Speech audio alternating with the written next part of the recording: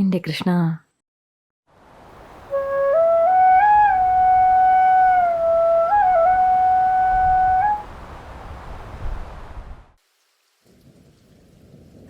അങ്ങനെ ഒരുപാട് നാളായി വരയ്ക്കണമെന്ന് ഞാൻ മനസ്സിൽ ആഗ്രഹിച്ച ഒരു ചിത്രം അതിന്ന് വരയ്ക്കാൻ പോവുകയാണ്. വടപത്രശായി. വടപത്രം എന്നാൽ അർത്ഥം ആലില എന്നാണ്. അപ്പോൾ ആലിലയിൽ ശയിക്കുന്നവനാണ് വടപത്രശായി. എന്തുകൊണ്ടോ ഈ ചിത്രം വരയ്ക്കണമെന്ന് എൻ്റെ ആഗ്രഹം അങ്ങ് നീണ്ടുപോയി. പെട്ടെന്ന് ഒരു നിയോഗം പോലെയാവാം ഇന്നിപ്പോൾ എനിക്കതിന് സാധിച്ചത്. ലോകം മുഴുവൻ തൻ്റെ ഉള്ളിലാണെന്ന് കാണിക്കാൻ വേണ്ടി കാൽവിരൽ നുണഞ്ഞുകൊണ്ടിരിക്കുന്ന കണ്ണൻ്റെ ചിത്രം അത് ശരിക്കും എന്നെ മറ്റൊരു ലോകത്തിലേക്ക് കൊണ്ടെത്തിക്കുകയായിരുന്നു. ആ ലോകത്ത് നല്ല മഴയാണെന്നാണ് തോന്നുന്നത്. നല്ല മഴ. ഞാനൊന്ന് ഈ ലൊക്കേഷൻ മാറ്റി പിടിക്കട്ടെ. ശ്രീമദ് ഭാഗവതം ദ്വാദശ സ്കന്ധത്തിൽ മാർക്കണ്ഡേയ മുനി മഹാപ്രളയ ജലത്തിൽ ഒഴുകി വരുന്ന കണ്ണനെ വർണ്ണിക്കുന്നുണ്ട്. ആലിലയിൽ കിടന്ന് കാൽവിരൽ നുണഞ്ഞുകൊണ്ടിരിക്കുന്ന കണ്ണൻ. ലോകം മുഴുവൻ തൻ്റെ ഉള്ളിലാണെന്നും പ്രകൃതിയും പുരുഷനും മാത്രമാണ് സത്യം, മറ്റെല്ലാം മായയാണെന്നും നമുക്ക് കാണിച്ചു തരുന്നു.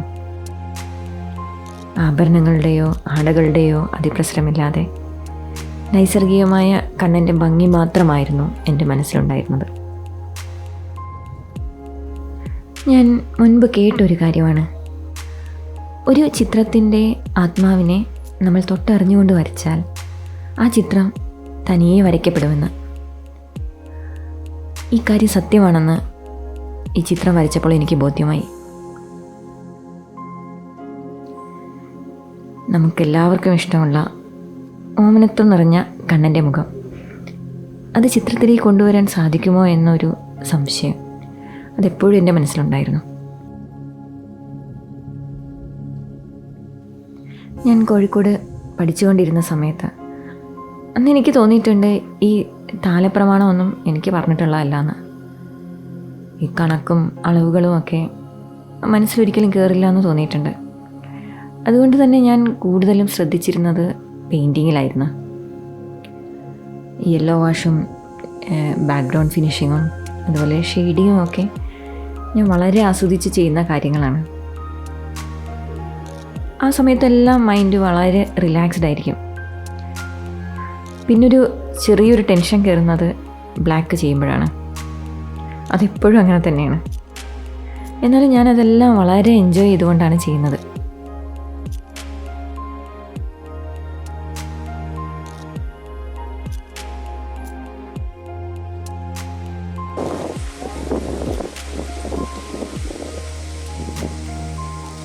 വീണ്ടും മഴ വരികയാണെന്ന് തോന്നുന്നു.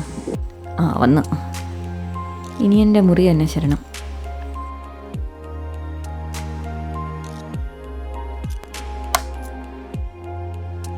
മഴക്കാലത്ത് ഔട്ട്ഡോർ ഷൂട്ട് വളരെ ബുദ്ധിമുട്ടാണ്.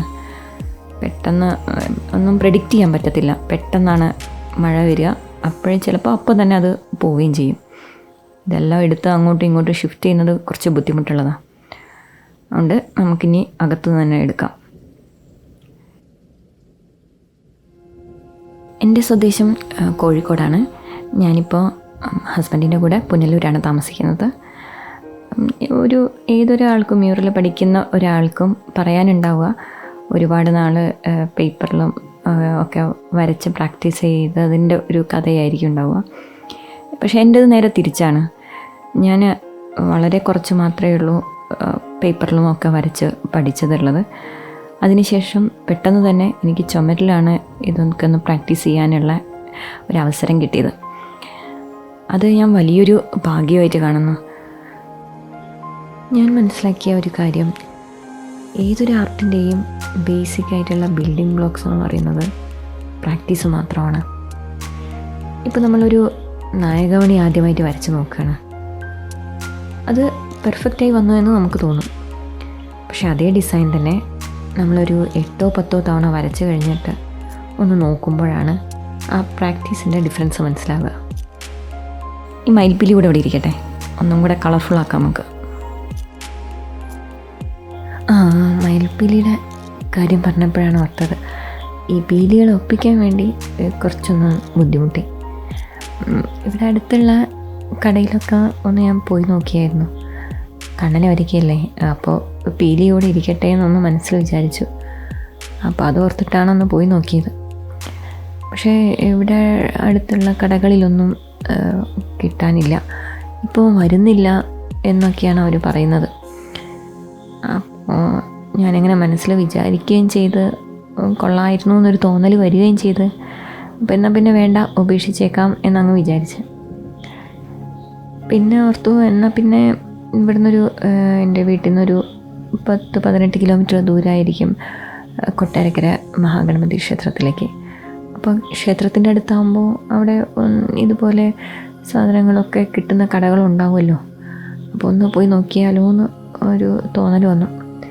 അങ്ങനെ പോയി ട്രൈ ചെയ്ത് നോക്കാമെന്ന് ഓർത്തിട്ട് പോയതാണ്.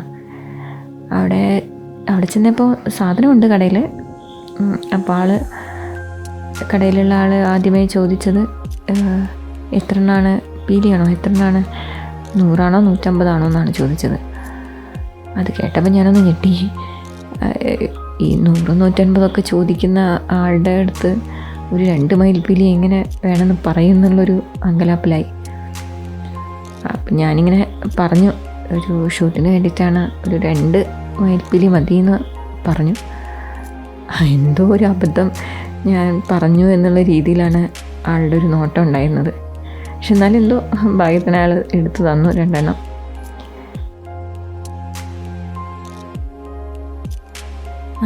പുരാതന ചുമർ ചിത്രങ്ങളെക്കുറിച്ച് കൂടുതൽ അറിയാൻ വേണ്ടി ഞാൻ പലപ്പോഴും ക്ഷേത്രങ്ങളൊക്കെ വിസിറ്റ് ചെയ്യാറുണ്ട്.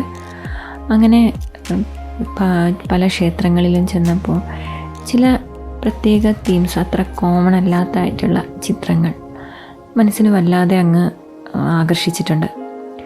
അപ്പോൾ ഇനി വരുന്ന വീഡിയോസിലൊക്കെ എനിക്കത് നമ്മളത്ര കോമണായി കാണാത്ത ഈ ചിത്രങ്ങളൊക്കെ ഇൻക്ലൂഡ് ചെയ്യിക്കണമെന്നാണ് ഞാൻ ആഗ്രഹിക്കുന്നത്. നേത്രോന്മീലനാകുമ്പോഴേക്കും എനിക്ക് വല്ലാത്തൊരു ടെൻഷനാണ്. അതെങ്ങനെയായാലും ഉണ്ടാവും, മാറ്റാൻ പറ്റുന്നില്ല. എൻ്റെ കൃഷ്ണ, എന്നെ കാത്തോളണേ.